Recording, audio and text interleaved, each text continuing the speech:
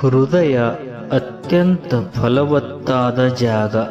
ಅಲ್ಲಿ ನೀವು ಪ್ರೇಮ, ದ್ವೇಷ, ಪ್ರೀತಿ, ದಯೆ ಏನನ್ನು ಬಿತ್ತಿದರೂ ಸೊಂಪಾಗಿ ಬೆಳೆಯುತ್ತದೆ.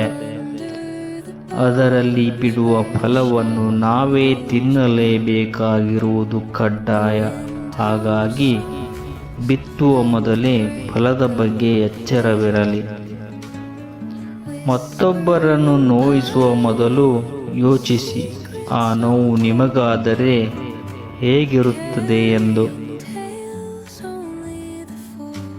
ಜೀವನದಲ್ಲಿ ನೆಮ್ಮದಿಯಾಗಿರಬೇಕು ಎಂದರೆ ನಾವು ಇನ್ನೊಬ್ಬರ ವಿಷಯಕ್ಕೆ ಅನಾವಶ್ಯಕವಾಗಿ ಕಿವಿ ಕೊಡಬಾರದು.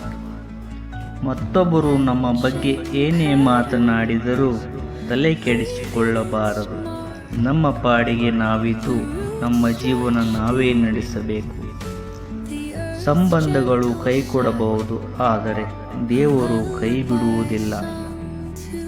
ಯೋಚಿಸುವ ರೀತಿ ಸರಿ ಇದ್ದಾಗ ಕುಡಿಯುವ ಅಂಬಲಿ ಗಂಜಿಯಲ್ಲೂ ನೆಮ್ಮದಿ ಇರುತ್ತದೆ. ಜೀವನದ 6 ಶತ್ರುಗಳು. ಕಂಡದ್ದನ್ನು ಬಯಸುವುದೇ ಕಾಮ.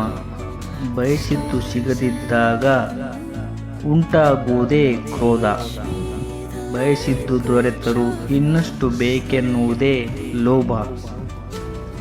ಇನ್ನಷ್ಟು ಸಿಕ್ಕಾಗ ಕೈಬಿಟ್ಟು ಹೋಗಬಾರದೆಂಬುದು ಮೋಹ. ಕೈಬಿಟ್ಟು ಹೋಗದೆ ತನ್ನಲ್ಲೇ ಉಳಿದಾಗ ತನ್ನ ಬಳಿ ಮಾತ್ರ ಇದೆ ಎಂಬ ಜಂಬವೇ ಮದ. ತನ್ನಲ್ಲಿರುವುದೇ ಬೇರೊಬ್ಬರಲ್ಲೂ ಇದೆ ಎಂದು ತಿಳಿದಾಗ ಉಂಟಾಗುವುದೇ ಮತ್ಸರ. ನಿಮ್ಮ ಬೆನ್ನ ಹಿಂದೆ 1000 ಮಾತನಾಡಿದರೆ ನೀವು ಗೆದ್ದಿದ್ದೀರಿ ಎಂದು ಅರ್ಥ. ಯಾಕಂದರೆ ಅವರು ನಿಮ್ಮ ಎದುರಿಗೆ ನಿಲ್ಲುವ ಸಾಹಸಕ್ಕೆ ಕೈ ಹಾಕುವುದಿಲ್ಲ. ಬೆನ್ನು ಹಿಂದೆ ಮಾತನಾಡುವುದಕ್ಕಷ್ಟೇ ಅವರು ಯೋಗ್ಯರು. ಯಾವುದೇ ವ್ಯಕ್ತಿ ನಿಮ್ಮ ಹತ್ತಿರ ಬರಲು 3 ಕಾರಣಗಳಿವೆ: ಭಾವ, ಅಭಾವ ಮತ್ತು ಪ್ರಭಾವ. ಯಾರಾದರೂ ನಿಮ್ಮ ಹತ್ತಿರ ಪ್ರೇಮದಿಂದ ಬಂದರೆ ಅವರಿಗೆ ಪ್ರೀತಿ, ಗೌರವ ಕೊಡಿ. ಯಾರಾದರೂ ಅಭಾವದಿಂದ ಬಂದರೆ ಅವರ ಅವಶ್ಯಕತೆಯನ್ನು ತಿಳಿದುಕೊಳ್ಳಿ, ಅವರಿಗೆ ಸಹಾಯ ಮಾಡಿ. ಯಾರಾದರೂ ಪ್ರಭಾವದಿಂದ ಬಂದರೆ ಗೌರವಿಸಿ, ತಿರಸ್ಕರಿಸಬೇಡಿ. ನಿಮ್ಮ ಜೀವನದ ಬಗ್ಗೆ ತುಂಬ ಯೋಚಿಸಬೇಡಿ. ಭಗವಂತ ತುಂಬ ಯೋಚನೆ ಮಾಡಿಯೇ ನಿಮಗೆ ಜೀವನವನ್ನು ಕೊಟ್ಟಿದ್ದಾನೆ. ಬದುಕಿಗಾಗಿ ಸೂತ್ರಗಳು. ಕೇಳದೆ ಏನೂ ಹೇಳಬೇಡಿ. ಬೇಕಾಬಿಟ್ಟಿ ಕರೆದರೆ ಹೋಗಬೇಡಿ. ಕಷ್ಟ ಬಂದರೆ ಹೆದರಬೇಡಿ. ಬೆಲೆ ಇಲ್ಲದ ಕಡೆ ಕಾಲಿಡಬೇಡಿ. ಚಿಂತಿಸಬೇಡಿ, ಇಲ್ಲಿ ಆಗುವುದೆಲ್ಲ ಒಳ್ಳೆಯದಕ್ಕೇನೆ. ಸಮಸ್ಯೆಗಳ ಬಗ್ಗೆ ಎಂದಿಗೂ ಚಿಂತಿಸದಿರಿ, ಯಾಕಂದರೆ ಅದರ ಪರಿಹಾರಕ್ಕೆ ಯೋಚಿಸಲು ಇರುವ ಸಮಯವನ್ನು ಅದು ತಿಂದು ಬಿಡುತ್ತದೆ. ನೀವು ಪಡೆದಿರುವುದೆಲ್ಲ ನಿಮಗೆ ಇಲ್ಲಿಂದಲೇ ದೊರೆತಿರುವುದು. ನಿಮಗಿರುವುದೆಲ್ಲ ಇಲ್ಲಿಂದಲೇ ಪಡೆದಿರುವುದು. ಇಂದು ನಿಮಗಿರುವುದೆಲ್ಲ ನಿನ್ನೆ ಬೇರೆ ಯಾರದ್ದೋ ಆಗಿತ್ತು.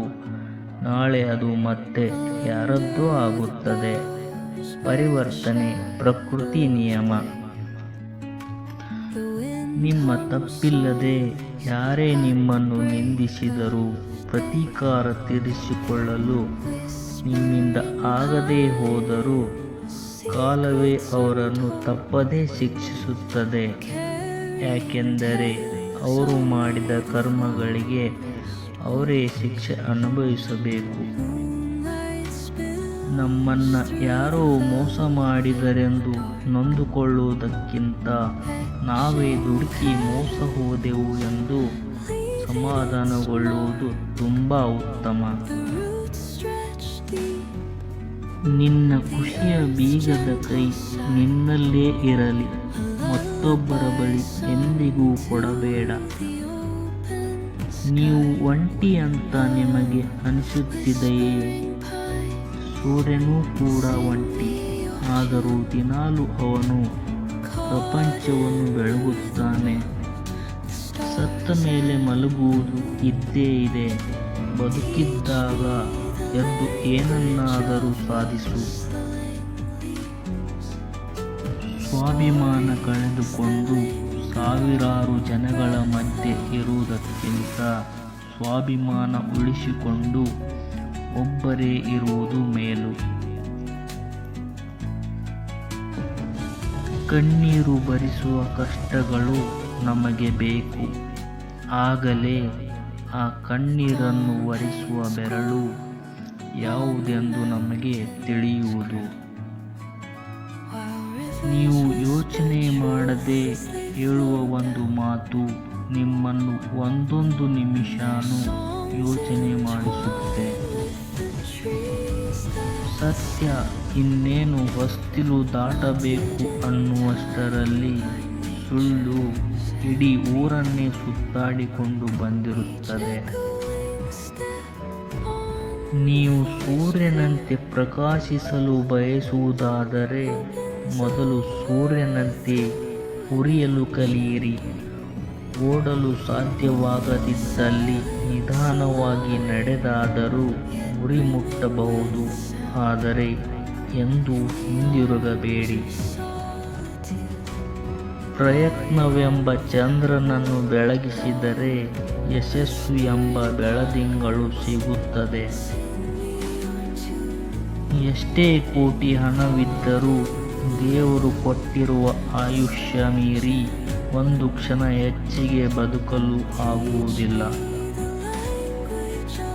ಒಳ್ಳೆಯ ಕೆಲಸ ಮಾಡದೆ ಯಾರೂ ದೊಡ್ಡವರೆನಿಸಿಕೊಂಡಿಲ್ಲ. ಹಾಗೆಯೇ ಒಳ್ಳೆಯ ಕೆಲಸ ಮಾಡುವವರನ್ನು ಜಗತ್ತು ಯಾವತ್ತಿಗೂ ಚಿಕ್ಕವರು ಎಂದು ಗುರುತಿಸಿಲ್ಲ. ಇನ್ನೊಬ್ಬರ ತುಳಿತಕ್ಕೆ ಸಿಗದೆ ಆಡಿಕೊಳ್ಳುವವರ ಬಾಯಿಗೆ ತುತ್ತಾಗದೆ ಯಾರೂ ಬೆಳೆದಿಲ್ಲ. ಮನುಷ್ಯ ಒಳ್ಳೆಯವನಾಗಿದ್ದರೂ ಮಾತನಾಡುತ್ತಾರೆ, ಕೆಟ್ಟವನಾಗಿದ್ದರೂ ಮಾತನಾಡುತ್ತಾರೆ. ಎಲ್ಲರೂ ಎಲ್ಲರಿಗೂ ಒಳ್ಳೆಯವರಾಗಲು ಸಾಧ್ಯವಿಲ್ಲ. ಹಾಗೆಯೇ ಎಲ್ಲರೂ ಕೆಟ್ಟವರಾಗುವುದಕ್ಕೂ ಸಾಧ್ಯವಿಲ್ಲ. ಮರದಿಂದ ಕೆಳಗೆ ಬಿದ್ದ ಹೂವು ಮತ್ತೆ ಅರಳುವುದಿಲ್ಲ. ಆದರೆ ಬೇರುಗಳು ಗಟ್ಟಿಯಾಗಿದ್ದರೆ ಮತ್ತೆ ಹೊಸ ಹೂವುಗಳು ಹುಟ್ಟಿಕೊಳ್ಳುತ್ತವೆ. ಹಾಗೆಯೇ ನಮ್ಮ ಜೀವನದಲ್ಲಿ ಇದುವರೆಗೆ ನಾವು ಏನು ಕಳೆದುಕೊಂಡಿದ್ದೀವಿ ಅನ್ನೋದಕ್ಕಿಂತ ಇನ್ನೂ ಜೀವನದಲ್ಲಿ ಮುಂದೆ ಎಷ್ಟು ಬೆಳೆಯಬೇಕಿದೆ ಎಂಬುದು ಮುಖ್ಯ ಆಗುತ್ತೆ. ಜಗತ್ತಿನಲ್ಲಿ ಯಾರನ್ನು ಯಾರಿಂದಲೂ ತುಳಿಯುವುದಕ್ಕೆ ಸಾಧ್ಯವಿಲ್ಲ. ಆದರೆ ತುಳಿಯುವವರ ಮುಂದೆ ತಲೆ ಎತ್ತಿ ನಡೆಯುತ್ತೇನೆ ಎಂಬ ಹಠ ನಿಮ್ಮಲ್ಲಿ ಇರಲಿ. ಒಬ್ಬರ ನೋವಿಗೆ ಕಾರಣರಾದವರು ಮುಂದೆ ನೋವನ್ನೇ ಅನುಭವಿಸುತ್ತಾರೆ. ಯಾಕಂದರೆ ರಾಗಿ ಬಿತ್ತನೆ ರಾಗಿಯನ್ನೇ ಕೊಡುವುದು ವಿನಃ ಅಕ್ಕಿಯನ್ನಲ್ಲ. ನಿಮ್ಮ ಜಾತಿಯಿಂದ ಆಗಲಿ ನಿಮ್ಮ ಧರ್ಮದಿಂದ ಆಗಲಿ ನೀವು ದೊಡ್ಡವರಾಗುವುದಿಲ್ಲ. ನೀವು ಮಾಡುವ ದಾನ ಧರ್ಮ ಅಥವಾ ನಡೆದುಕೊಳ್ಳುವ ರೀತಿಯ ಮೇಲೆ ನೀವು ದೊಡ್ಡವರಾಗುತ್ತೀರಾ. ಬದುಕನ್ನು ಪ್ರೀತಿಸುತ್ತಾ ಸಾಗಿ, ಬದುಕು ನಿಮ್ಮನ್ನು ಪ್ರೀತಿಸುತ್ತದೆ. ಸೋಲನ್ನು ನಗು ನಗುತ್ತಾ ಸ್ವಾಗತಿಸಿ, ಗೆಲುವು ನಿಮ್ಮನ್ನು ಸ್ವಾಗತಿಸುತ್ತದೆ. ಸಮುದ್ರದ ಮೇಲೆ ಬಿದ್ದ ಮಳೆ, ಹೊಟ್ಟೆ ತುಂಬಿದ ಮೇಲೆ ನೀಡಿದ ಊಟ, ಸಿರಿವಂತರಿಗೆ ನೀಡಿದ ಉಡುಗೊರೆ, ಹಗಲಿನಲ್ಲಿ ಹಚ್ಚಿದ ದೀಪ, ಹುಡುಕನಿಗೆ ಹೇಳಿದ ಬುದ್ಧಿ, ನಿಯತ್ತು ಇಲ್ಲದವರಿಗೆ ತೋರಿದ ಪ್ರೀತಿ ಎಲ್ಲವೂ ವ್ಯರ್ಥ. ಯಾರ ಜೀವನದಲ್ಲೂ ಆಟ ಆಡೋಕೆ ಹೋಗಬೇಡಿ.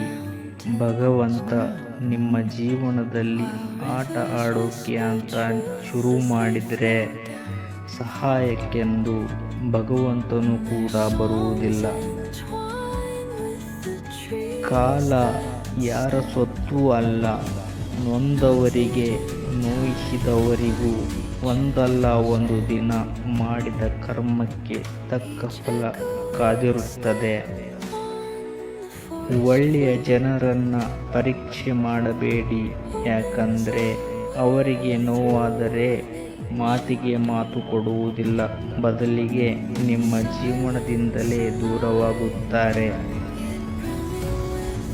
ಸತ್ಯವನ್ನು ಹೇಳುವ ಅಭ್ಯಾಸ ಮಾಡಿಕೊಂಡರೆ ಭಗವಂತನಿಗೂ ಕೂಡ ಹೆದರುವ ಅವಶ್ಯಕತೆ ಇಲ್ಲ. ಸುಳ್ಳನ್ನು ಹೇಳಲು ಪ್ರಾರಂಭ ಮಾಡಿದರೆ ನಮಗೆ ನಾವೇ ಹೆದರಿ 4 ಜನರಿಗೆ ಸುಳ್ಳನ್ನೇ ಸಾರಿ ಸಾಯಬೇಕಾಗುತ್ತದೆ. ಜೀವನದಲ್ಲಿ ಯಾರು ಚಿಂತೆಯಲ್ಲಿ ಮುಳುಗಿ ಹೋಗುತ್ತಾರೋ ಅವರು ಸಾವಿನಲ್ಲಿ ಅಂತ್ಯ ಆಗ್ತಾರೆ. ಚಿಂತೆಯಿಂದ ಯಾರು ಹೊರಗೆ ಬಂದು ಜೀವನದ ಏಳು ಬೀಳುಗಳನ್ನು ಸಮನಾಗಿ ಸ್ವೀಕರಿಸಿ ಬದುಕಿನ ಬಂಡಿಯನ್ನು ಯಶಸ್ವಿಯಾಗಿ ಮುನ್ನಡೆಸುತ್ತಾರೋ ಅವರನ್ನು ಸೋಲಿಸಲು ಯಾರಿಂದಲೂ ಕೂಡ ಸಾಧ್ಯವಿಲ್ಲ. ಫ್ರೆಂಡ್ಸ್, ನಿಮಗೆ ಈ ಒಂದು ವಿಡಿಯೋ ಇಷ್ಟವಾಯಿತು ಅಂದರೆ ದಯವಿಟ್ಟು ನಮ್ಮ ಚಾನಲ್ಗೆ ಸಬ್ಸ್ಕ್ರೈಬ್ ಮಾಡಿ ಮತ್ತು ಲೈಕ್ ಮಾಡಿ, ಶೇರ್ ಮಾಡಿ, ಕಮೆಂಟ್ ಮಾಡಿ. ಮತ್ತೆ ಸಿಗೋಣ ಮುಂದಿನ ವಿಡಿಯೋದಲ್ಲಿ. ಧನ್ಯವಾದಗಳು.